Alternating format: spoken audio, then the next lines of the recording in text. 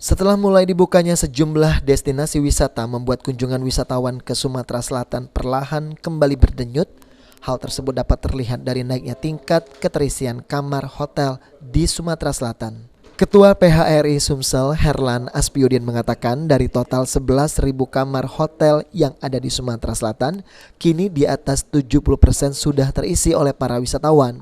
Naiknya angka keterisian tempat tidur atau okupansi hotel di Sumsel karena level PPKM Sumsel yang kian menurun, hingga sejumlah tempat wisata yang ada kini mulai lagi beroperasi.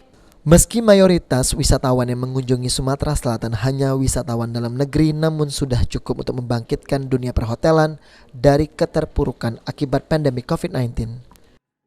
Kalau dia masuk hotel dia sudah pakai aplikasi, dia merasa sudah divaksin, enak aja sih, aman sini. Okupansinya sendiri berapa persen sekarang?